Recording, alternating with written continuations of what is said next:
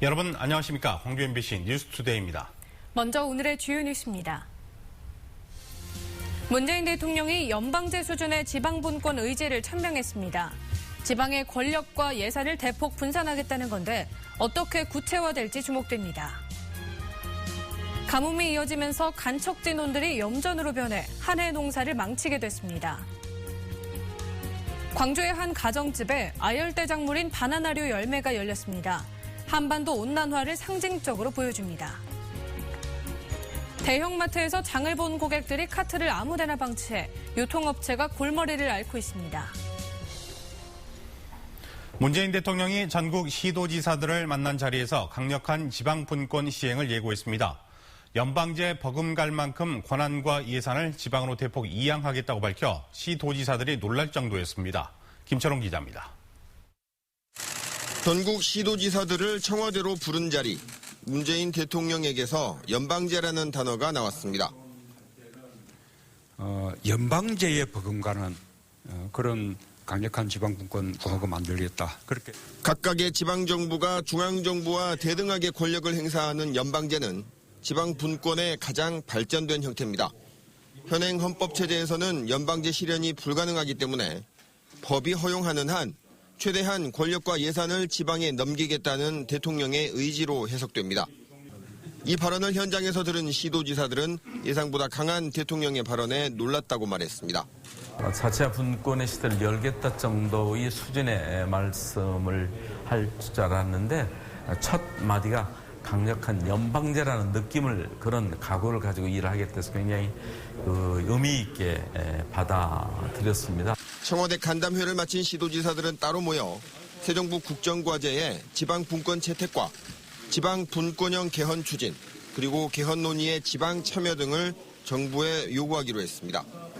당초 예상보다 높은 수준의 지방분권 의지를 밝힌 문재인 대통령의 구상이 어떤 식으로 구체화될 것인지 기대를 모으고 있습니다. MBC 뉴스 김철원입니다. 정부와 시도지사가 참여하는 제2국무회의가 사실상 가동을 시작했습니다.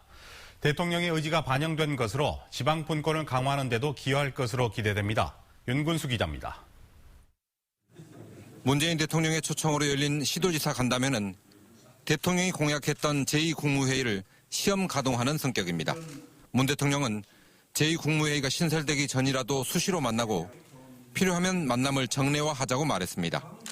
법적으로 제도화되어 있는 것은 아니지만 그러나 지도지사 간담회라는 형태로 첫 번째 간담회 주제는 일자리였습니다. 문재인 대통령은 추경안이 통과되면 최대한 지방의 일자리를 만드는 데 써달라고 당부했습니다. 윤정현 광주시장은 광주형 일자리의 성공 모델을 만들기 위해서 정부와 협업팀을 만들자고 제안했고, 김갑섭 전남지사 권한대행은 에너지 신산업 육성을 통한 일자리 확대를 위해서 정부의 적극적인 지원을 요청했습니다. 시도지사 협의회장인 최문순 광원도지사는 정부가 지방에 돈을 풀어도 이튿날이면 서울로 올라가는 구조를 바꿔야 한다며 분권의 필요성을 강조했습니다. 군대에서 말하는 그 왜 항우 도강탕이라고 소가 한번 지나간 국 같은 이제 돈이 지나갔구나 이런 느낌을 갖게 됩니다. 지방 분권 강화에 대한 기대 속에 열린 시도지사 간담회는 웃음과 박수가 이어지는 화기애애한 분위기 속에 진행됐고, 얼마 전까지 도지사였던 이낙연 총리는 이번엔 국무총리 자격으로 참석했습니다. MBC 뉴스 윤근수입니다. 한낮 기온이 크게 오르면서 불볕더위가 기승을 부리겠습니다. 다만 낮과 밤의 기온차가 커지면서 현재 출근길에는 안개가 많이 끼어 있는데요. 영광과 보성에 안개주의보가 내려진 가운데 그 밖의 지역에서도 안개가 자욱합니다. 교통안전에 신경 쓰셔야겠습니다. 오늘 광주의 낮 최고 기온은 30도로 어제보다 2도가량 높겠고요. 기온 오름세를 보이면서 주말에는 무려 32도까지 오르겠습니다. 한낮에는 햇볕이 강하니까 모자나 양산 챙기시는 것이 좋겠습니다. 또 내일 저녁에는 동부 내륙을 중심으로 천둥과 번개를 동반한 소나기 소식이 있으니까요. 참고하시기 바랍니다. 현재 기온 보시면 광주 16.4도를 비롯해 영광이 14.8도, 담양이 13도로 아침에는 조금 서늘하게 출발하고 있습니다. 낮 기온은 장성과 담양이 29도, 화순이 30도까지 오르겠습니다. 대부분 지역 어제보다는 1도에서 2도가량 높겠습니다. 곡성과 구례가 30도, 보성이 29도로 예상됩니다. 날씨였습니다. 가뭄이 이어지면서 농사 피해가 속출하고 있습니다. 특히 간척지논들은 염전으로 변해 모가 말라 죽고 대체 작물도 어려워 한 해 농사를 망치게 생겼습니다. 신광하 기자가 보도합니다. 지난달 중순 모내기를 끝낸 전남의 한 해안가 간척지논입니다. 논바닥은 말라 쩍쩍 갈라졌고 어린 모는 누렇게 말라버렸습니다. 비가 온 지가 한 2달 넘습니다. 비가 안 오기 때문에 이런 실정이 나타납니다. 참 큰 걱정입니다. 근처 수로에 물이 있어도 소금기 때문에 사용할 수가 없습니다. 수로에 고인 물의 염분 농도는 0.7%. 이 물을 받아 모내기를 한 논의 염분 농도는 무려 1.55%입니다. 모의 성장 한계치인 0.3%를 5배 이상 초과해 논이 아니라 사실상 소금밭입니다. 계속되는 가뭄으로 피해가 발생한 논은 지금까지 전남에서만 920헥타르에 이릅니다. 대부분이 염기가 많아 관정조차 팔 수 없는 간척지 논이어서 이달 말까지 비가 오지 않을 경우 모내기는 물론 대체 작물도 불가능해 한 해 농사를 포기해야 하는 상황입니다. 그것 때문에 나랑 신겨놓은 거 다 죽잖아요. 신겨놓은 거 싹 죽어버리던데. 농민들은 다시 모내기를 할 수 있기를 기대하며 하늘만 쳐다보고 있지만 당분간 비 소식마저 없어 속은 더욱 새까맣게 타들어가고 있습니다. MBC 뉴스 신광하입니다. 전라남도가 풍수해보험의 개선을 정부에 건의했습니다.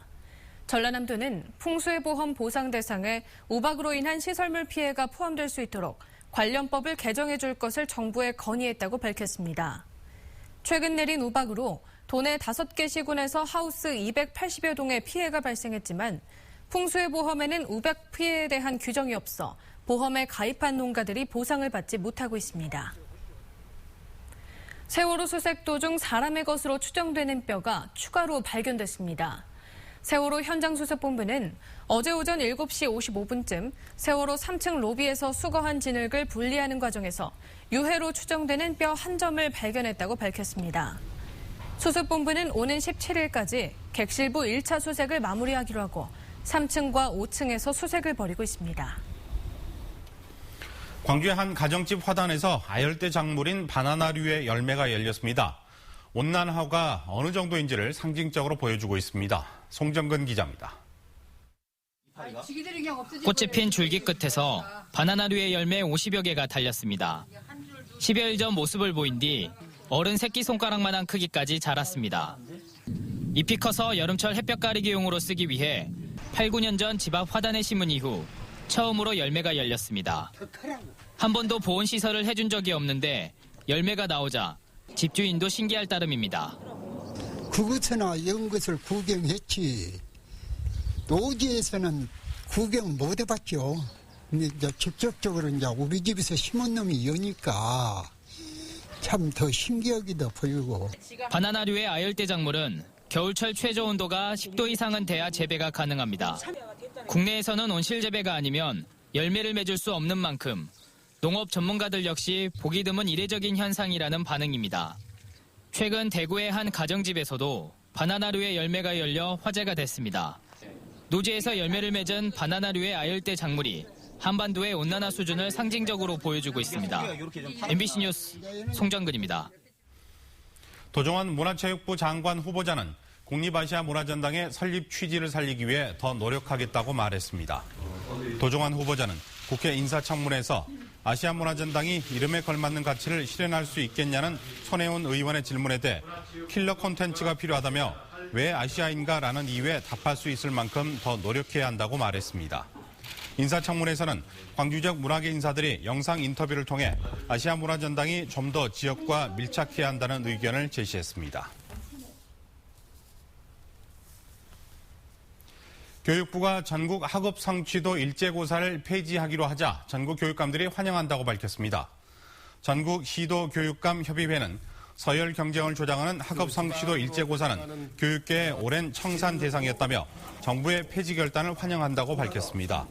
시도 교육감들은 지난 9일 국정기획자문위원회에 학업 성취도 일제고사를 폐지하라고 건의했고 교육부는 이를 받아들여 오는 20일로 예정된 일제고사부터 표지평가로 대체한다고 밝혔습니다.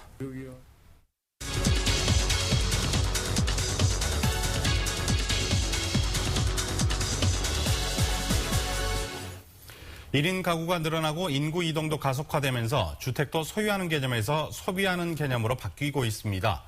광주전남연구원은 이런 주거 환경 변화에 맞춘 새로운 주택 정책을 제안했는데요.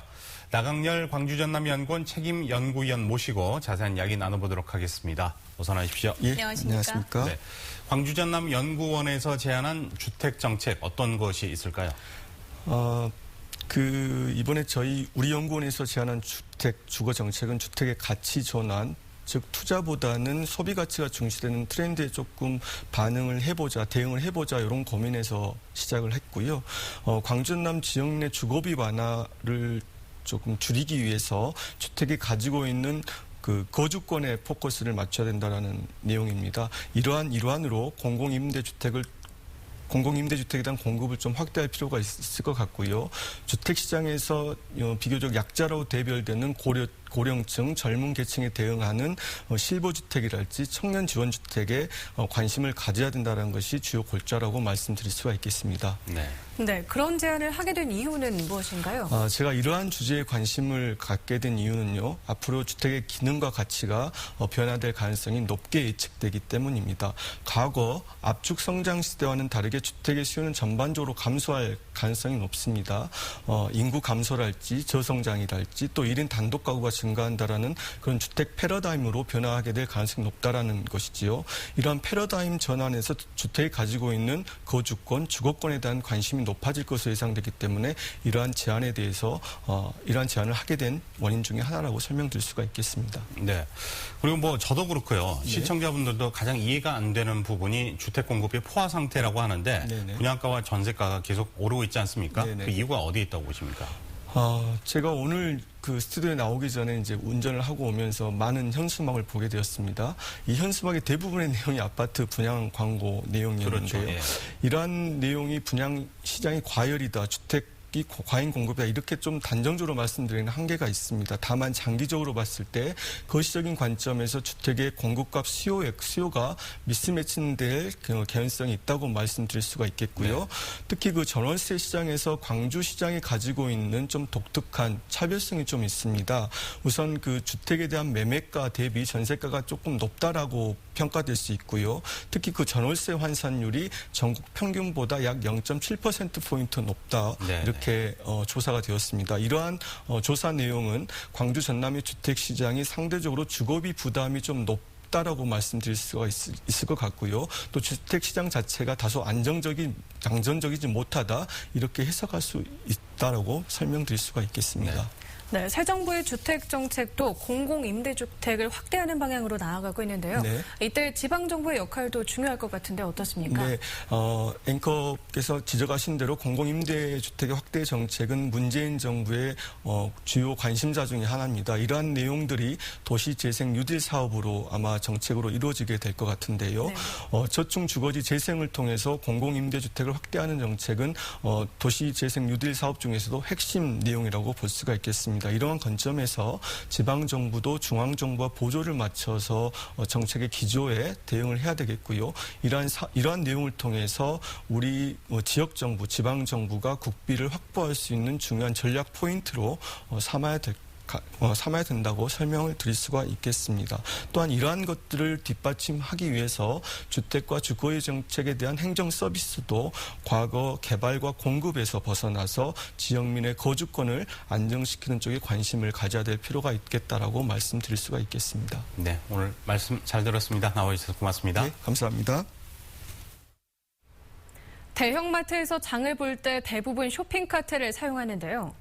카트를 집 근처까지 끌고 간 뒤 아무데나 버리는 얌체 고객들 때문에 유통업체가 골머리를 앓고 있습니다.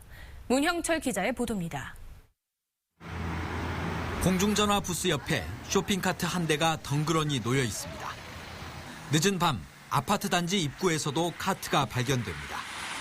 인근 대형마트에서 장을 본 고객들이 카트를 집 근처까지 끌고 간 뒤 아무렇게나 버려둔 겁니다. 내 쇼핑하는 물건이 많았다. 그러면 이제 일찍 오는 거죠. 밀고. 그러고 그냥 집 앞에 두는 거죠. 그러면 안 되죠. 수거에 나선 마트 직원들을 직접 따라가 봤습니다.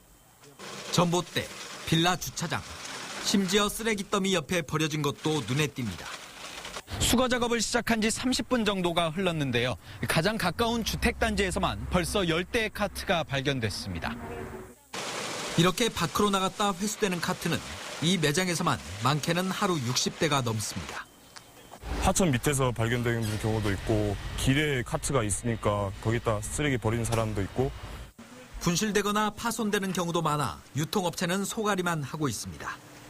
다음 고객을 위한 배려라고 하는 그 차원에서는 제자리로 해주시면 저희한테 많은 도움이 될 거라고 생각합니다. 일부 고객들의 얌체 행동에 마트 직원과 카트의 불편한 숨바꼭질은 오늘도 계속되고 있습니다. MBC 뉴스 문형철입니다.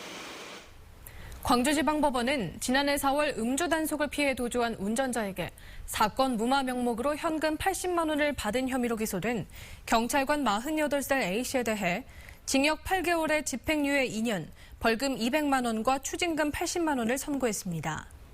재판부는 음주 단속 과정에서 부상을 입은 A씨가 간접적으로 뇌물을 요구했다고 볼 여지가 크지만 액수가 많지 않고 반성하고 있는 점을 감안했다고 밝혔습니다. 광주 광산경찰서는 지난달부터 최근까지 광주시 광산구 일대 아파트 주차장에서 차량 7대에 침입해 180여만 원을 훔쳐 달아난 혐의로 48살 김모 씨를 구속했다고 밝혔습니다. 경찰 조사 결과 절도 혐의로 복역하고 지난 4월 출소한 김 씨는 100미러가 접히지 않은 차량이 주로 잠겨있지 않은 점을 노려 범행을 저지른 것으로 드러났습니다. 어제 오전 10시 20분쯤 광주시 광산구 쌍암동의 한 신축 공사장 인근 쓰레기장에서 M16 실탄과 공포탄 50여 발 등이 발견됐습니다. 경찰은 발견된 실탄 등은 1979년에서 1985년 사이에 생산된 것으로 추정된다며 대공용이점은 없는 것으로 조사돼 군 당국에 인계했다고 밝혔습니다.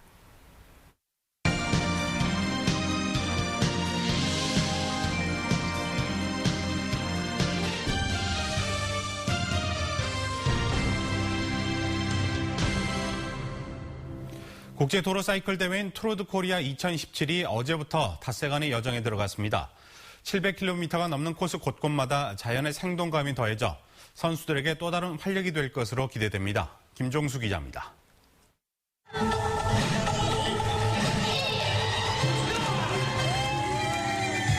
국내 최대 도로사이클 대회인 트로드 코리아 2017이 여수에서 레이스를 시작했습니다. 2007년 이후 매년 개최되고 있는 이번 대회에는 국내외 20개 팀 120여 명의 선수들이 출전해 열띤 기록 경쟁이 예상됩니다. 해양도시 여수에서 첫 페달을 밟은 선수들은 넘실대는 바닷길을 병풍처럼 코스 삼아 기분 좋은 여정을 기대해봅니다. 너무 좋고요. 휘둘리지 않고 잘 안배해서 우승을 위해 달려가겠습니다. 여수에서 서울까지 778km의 대장정은 열띤 경주를 넘어 색다른 볼거리로 선수들을 매료시키게 됩니다. 6개 거점 지역에 펼쳐진 코스는 해안도로와 국립공원 등이 포함돼 자연을 한껏 품을 수 있는 여유가 묻어납니다.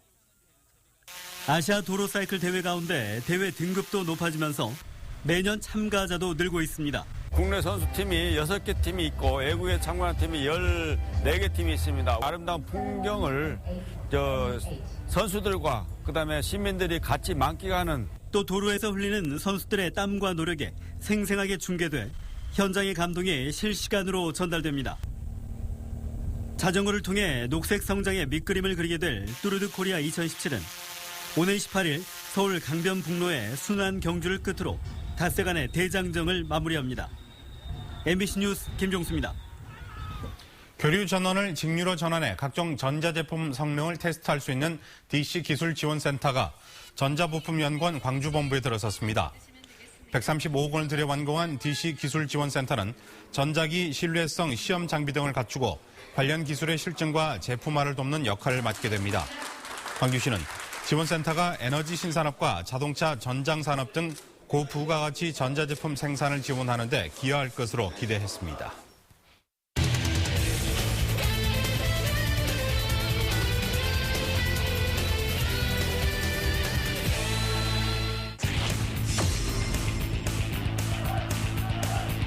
몰래 타석에서 뻔타자 버나디나 좌측 장합니다. 3점 허민 버나디나 1타점 적시타합니다. 선취점 1대0.